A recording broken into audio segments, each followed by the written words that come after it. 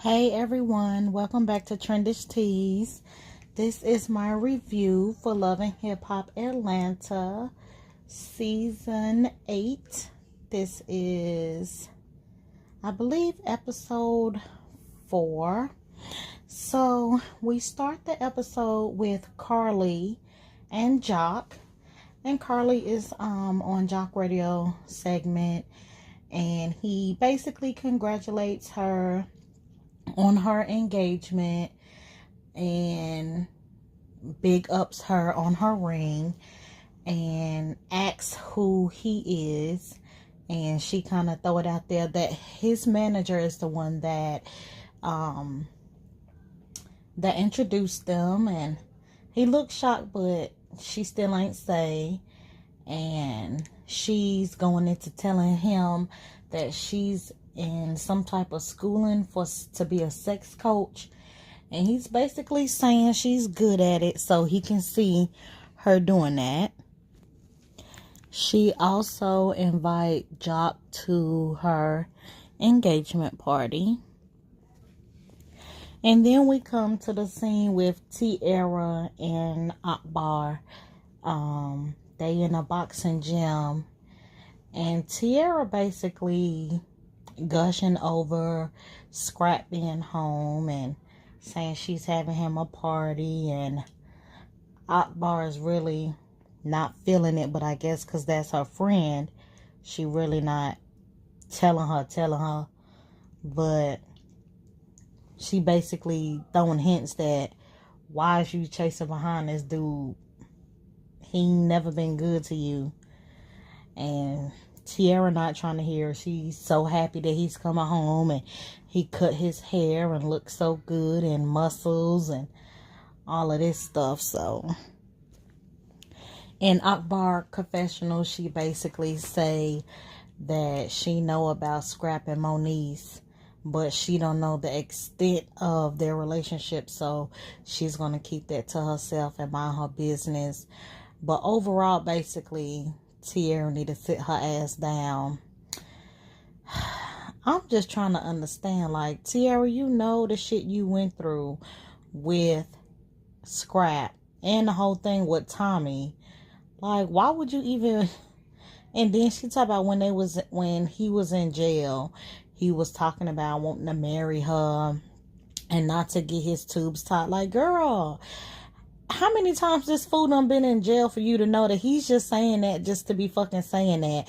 Like, niggas will say you a whole lot of motherfucking dream in jail, come home, and it's something different. Like, she should know the game by now. And then she's on national TV talking about she got married. It was a mistake. The nigga she got married to was a cheating, lying ass nigga. Like, girl. So basically, you hop to this nigga, you saying because you thought you and Scrap was done, but really you thought you was about to hurt Scrap by jumping into a whole lot of marriage with this dude.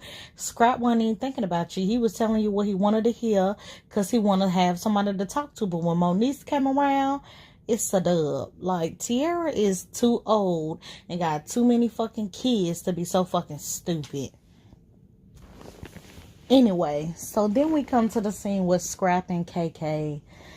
And he basically saying that he came over there to talk to KK because he know that she's still feeling uneasy about last episode, him asking all those questions about his dad. She really like, don't ask me, ask him. But it's kind of like Scrap says, she ain't give a damn if he was here or not. And so then she bring up that Tiarra invited her to his little welcome home, halfway home thing. And she's basically saying, you know, what's going on between you and Tiarra? I hope it's nothing. Don't be stringing her along and, you know, just co-parent. And so then she started to get into the, you know, she don't like Tiarra. She want him to be with Moniece, but KK is full of shit and she need to mind her business because she did the same thing with him and Tommy. She was so okay with him fucking with Tommy if it was meaning he was gonna be away from Tiarra, and it caused him it caused KK and Tommy to go back and forth and argue. Now Tiarra back in the picture semi, but she's like, no, I want him to be with Moniece. And it's kind of like KK is okay with whoever Scrap is with, as long as it's not with Tiarra. And he can be with a whole live dude, and KK probably wouldn't even give a fuck as long as he not with Tiarra. I don't know where that Tiarra and KK beef came from. I don't know if it's because Tiarra don't bow down and kiss KK ass, and she don't force KK, to be a grandma, or she don't bring that little boy around KK and don't give a fuck if KK is around. But KK knows she too damn old to be playing these high school reindeer games. Like, girl, I want my son to be with Moniece. Why? Honey, she's a neglectful child. Like, she must not know. Well, I ain't gonna say no, but she must not seen her in the blogs. Like, the last thing you want your son to be with is a female that been in the blogs for being neglectful and all type of stuff. But whatever. So then we come to the scene where Bambi mom, I forgot her name, I think it's Cece, is at the hotel, and she called Bambi to come pick her up and basically tell her Mama D left her there. So when Bambi gets to the hotel, they have like a little heart-to-heart. Bambi saying that she really don't want the drama that her and Mama D have, and basically ever since her dad died 15 years ago, her mom went haywire, started drinking, really not being a mom. And now that she's pregnant, she brought her mom down to basically help be a mom and a grandma. And Cece get emotional. Cece get emotional and is like, she understand where Bambi coming from. It's just hard for her to bounce back. This scene really wasn't about nothing. Bambi opened up a little bit about her life and basically saying after her dad died, she had to fend for herself. This scene really wasn't nothing. It was good to know that Bambi put a little bit of her life out there, because the whole time she been on Love and Hip Hop Atlanta with Scrappy, she really ain't talked about her background. So it's kind of good to know a little bit. And then we come to the scene with Carly. She met an IVF doctor, and he basically telling her the process, which I think this scene is a bunch of bullshit, because for one, Carly laying on the damn table with her legs in the stirrup, and the doctor is in front of her like he's, I guess, examining her, but you never seen him put on no gloves. You never seen him like get in there. Then like the little curtain, like the little sheet that they have you wrap in front of you, is like his hands don't even look like it's moving up under there. Like when you checking cervix and stuff, like typically they put their hand up in there, and it's a little moving around. They moving their arm, or moving, not their whole arm, but moving their hand and stuff around. You don't see him moving around or nothing. And then he looking over off to the side like he looking at a screen, like, oh, you got, I forgot what he called. He said you got 3 on this side and 4 on that side, and you got good cervix. And so then it's like, okay, he looking off to the side like he looking at like a monitor or a screen. Then he was like, okay, well, now we finished. And you never see his hand come out, like he have on gloves. He just started talking. And then as I look to the left and I see the monitor, I'm like, okay, well, I see this monitor over here to the left, but that look like an ultrasound monitor. It don't look like it look like an ultrasound monitor, like if you wanted to hear a baby heartbeat or something, that type of ultrasound. It don't look like a picture ultrasound where you put the, jelly or something. Because now they have it where it's like a little monitor, like it look like a stick, and they can put it up in you, and you can see your cervix and stuff on a monitor like that. But you don't see that at all. And then so I'm just like, okay, well, he's saying it's 3 over here, it's 4 over there, it looks good. So I'm like, are you really looking at something, or was you feeling and just looking off to the side like it looks good? Because I'm just like, is you looking at a monitor? What the fuck you looking at? But basically he telling her that they can do the IVF But I think he said they do like 6 at a time. If it's boys, if it's girls, they can go back and get some more eggs. And basically they can keep trying to get more eggs and produce boys. But if it's girls, basically what you're going to do. So she's just saying, that's something that she have to think about. That if the first cycle they get 6 eggs and all of them are girls, do she want to go, through the cycle again, trying to get boys? So basically he telling her it's something that he can do and she can get done. Her age ain't an issue. Because I think that was the most thing she was saying was, is my age going to be an issue? And, me being older.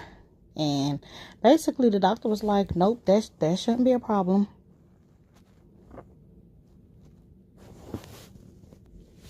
So then we come to a scene with Jock and his attorney girlfriend. So basically they telling their little story. They've been together for 2 years. I guess the whole 2 years. And basically don't nobody know that they are together. People think that he's single. So she's basically saying, when are we going to come out and let everybody know that we together? And he's like, he really want to protect her because this ain't the lifestyle she need for her kind of career she have, because I think he said she's an attorney for immigration and she's working to become a judge. So he's basically saying this reality TV shit is, can make or break what you got going on, and I don't want, it to be like that. So she like, I'm ready, I can handle this. So then she go and find Carly's engagement invitation, and she was like, I feel like you was hiding it. He's like, basically he was. She thinking that they should go to the engagement party and basically introduce themselves as a couple. He's saying no, and his confessionals, he's saying no, he want to keep the past in the past, and he want to just, let Carly do what she do over there and he do what he do, which in this sense, I do agree with Jock. Like, if you want to come out, we can come out in another way. But going to my ex engagement party is kind of like, the fact that she do want to go bad, I'm with Jock. It seemed like it's something else going on. Like, are you trying to throw it up in his and Carly face that, yeah, you got a man, but Jock got a woman too? And it's like, I don't even think they engaged, like Jock and his girlfriend engaged or anything. I know she said, they bought a house together, they got businesses together, but I don't even think they engaged. So it's like, what are you throwing up in Carly's face that you with him? Whatever. So, but he's still saying no. But I agree with him. She don't know what this is about. She better keep her relationship and her career, well, it's too late. She can't keep it separate because she's on TV.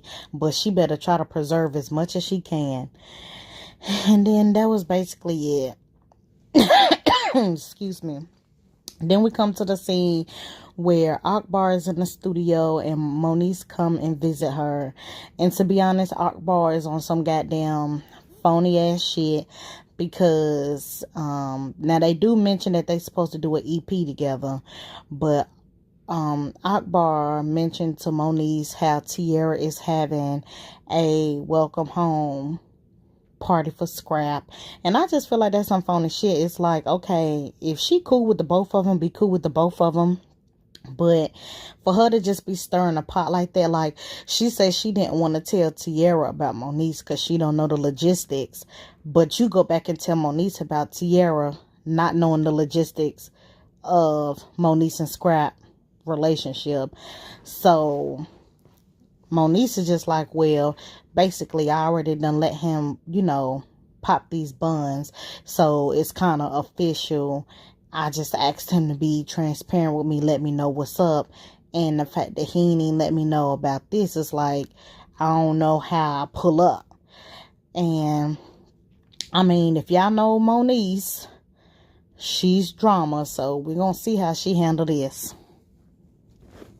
Okay, so now we come to the toy store where Scrappy is in there with Mama D, basically saying her and Cece gotta get their shit together or they ain't gonna be around the baby.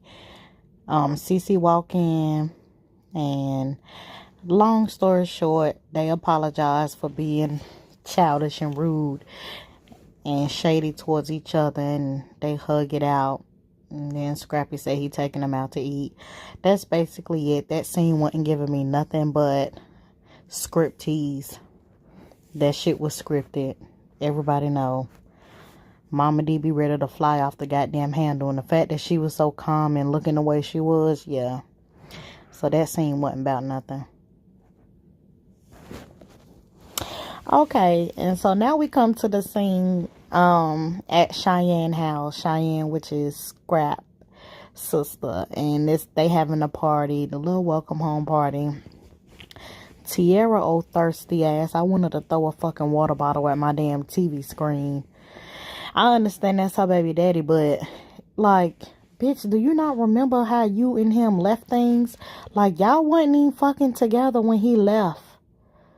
Like, she was so fucking thirsty. I was uncomfortable. Like, so she just putting her ass on him and talking about baby daddy looking like a snack. And she doing this all in front of their guests. And I understand, you know, it's friends and family, but still. So then she said she got a gift for him. Give him a box. And looking in the box, it looked like a little card. I see it say yes or no, but I don't see the question. But I don't think he ever took the card out the box, but then he got a key.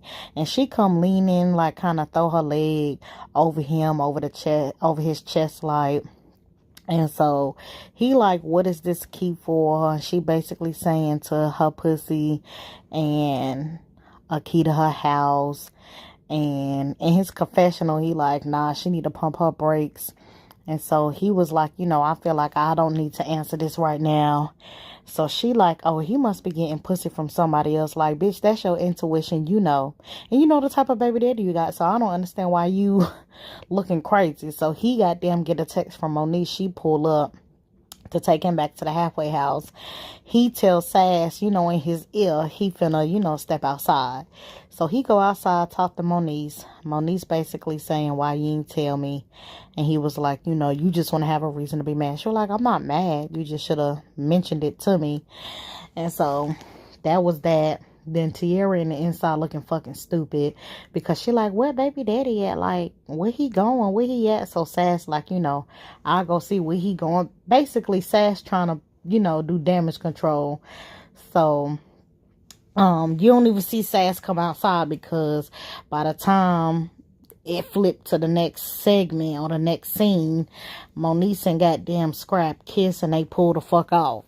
So, you don't even see Sass go outside. You don't even see what Tiarra say at that moment. So then we come to a scene with Carly and her fiance. I forgot what his name is. They are cake tasting for their engagement. This scene really wasn't about nothing. He just basically threw it out there to her that she should have ran it by him first to invite Jock before she just invited him first. And then they start talking about the whole situation with the girl Pooh, and Carly just saying she don't want to be around people like her. And he's basically asking what prompted, and she was like, basically she just came to her store and started drama with her, you know, talking about she fucked her and her husband. And Carly was like, not only was it not true, but she don't want to hang around people like that. And she was like, basically saying, I had, you know, a wild past, but basically Pooh wasn't in it. And so that was really what they talked about. They segment probably like 30 seconds, maybe a minute or two. So then we come to a scene where Scrappy, Bambi, Cece, and Mama D in a car, and they think they're going out to eat. But Scrap pull up and show them that it's their new house. So they go in, look at the house, standing right there in the living room. And Scrappy is telling Cece she got a room at the house for her to come. Mama D get upset and go outside and go in the backyard. Cece go out there to see what's going on. And Mama D basically think that Cece plotting to basically come in between them and have more say so with the baby than she do. So they start arguing. Scrappy come out there and like, what is y'all arguing for? And Mama D really is just being extra. They whole fucking scenes be scripted. Like, Mama D don't give a damn about Cece being there because she got a whole live granddaughter with Erica.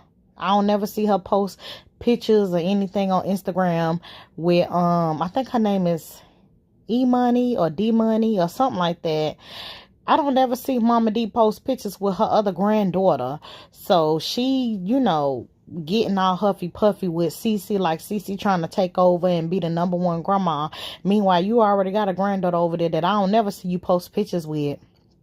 So, like I said, Mama D and Scrappy scenes always got them scenes scripted. So, Scrappy basically saying that he ain't off of Mama D a house because she got a house. Basically kind of insinuating Cece ain't got nowhere to live. And basically he telling her, y'all got to cut this shit because we family. And that's that.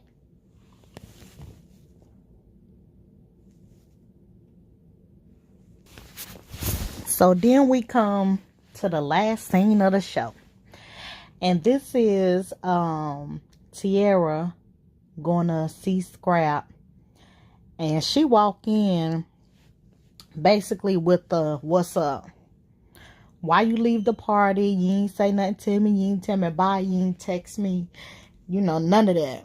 So, long story short, she say, what's going on? And he was like, I had my friend take me to the halfway house. I had to be there at 6.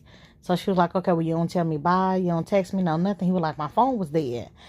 So she like, well, who was it? And so he was like, a friend girl. So he really didn't want to tell her what was really going on because he felt like how she used to act in the past is how she gonna act right now. But she like, no, it's growth. I'm not gonna turn up. I'm not gonna this. I'm not gonna do that. So he was like, yeah, I had my friend girl take me back. And her name is Moniece Slaughter. So the first thing this bitch say, Moniece Slaughter, you had to be that desperate? You talk about the one that's in the blogs talk about people kids and don't have hers? Or some shit to that effect she say. And he like, see, there you go. So then, boop, she hit him. So it's kind of like, she say out of all the dudes in the relationship she done been in, Scrap is the one that hurt her the most.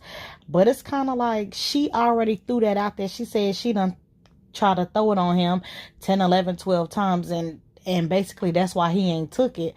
But it's like, girl, how thirsty do you have to be that you throwing ass at your own baby daddy? And he ain't take you up on it the first 2 times. Better yet, he been in jail for... Excuse me. He been in jail for how long? You really don't even have to throw it at him. If he wanted it, he would have let it be known his first day. When he's able to come out that halfway house, you would have known that first day that he wants you. So the fact that you had to throw it at him yourself and he don't take it the first, second, third, fourth, fifth time, girl, he don't want you. And it's like he keeps showing her over and over that he don't want her, and she still talk about he intentionally hurt her, playing with her emotions. But it's like he really not doing nothing to lead you on, not from what we see on TV. I don't know if something going on behind the cameras, but on TV he's not doing anything but telling you and showing you. He might not be telling you in words, but he's showing you he don't want to be with you, and you just too struck to be with him that you don't see it. And so I just don't understand why Tiarra is like blind to the fact Scrap do not want you, and when he do want you, he only wants you for that moment. Any man that want to get serious with a woman, he's going to show them. And the fact that you say that he's messing with Moniece and how desperate he is, that kind of makes her look stupid. Like, girl, he rather mess with Moniece than mess with you. He rather mess with the neglectful than mess with you. And it's like, Tiarra is a pretty girl. She got a banging ass body, and she was, you know, had her own thing going on. I think she said she was a bartender and she did something in the daytime, so she was making money and, you know, being her own. So it's just like, Tiarra, even with you standing on your own 2 feet, he still don't want you. But you know what fucked it up? She done had another baby by somebody else while this man was in jail. And yeah, they wasn't together when he went, and she wasn't talking to him, she wasn't dealing with him. Men can't take hurt like women can take hurt. And it's like, Tiarra, you really done fucked it up, because he got to be a grown-ass man to want to take you back after you done fucked around, got into a whole live relationship, got whole live married, had another baby with a whole nother dude while he was in jail.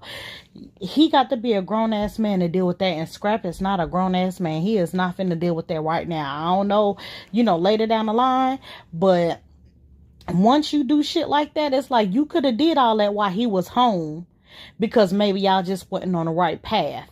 But the fact that you did all of this while he was in jail, girl, he's not going to respect you. He ain't going to give a fuck about you. And he keeps showing you over and over and over.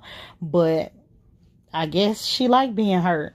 And so that's really basically the end of this episode. They show next episode where, you know, Tokyo and Sierra still going back and forth about the whole weight thing.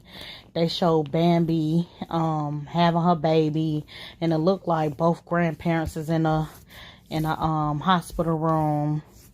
And Kurt meet up with Jasmine and basically tell her he want her to be a better mama. And here she go with the bullshit. Like, is this what you saying, or is somebody in your ear? So you already see where that's going. She probably gonna think Rashida putting that shit in Kirk's ear. But as you can see from two episodes ago, that ain't nothing that Rashida saying. That's coming from Kurt his damn self. But we'll see how that go. But that's my review for Love and Hip Hop Atlanta season 8. Make sure you guys like, subscribe, and share my video. Thank you.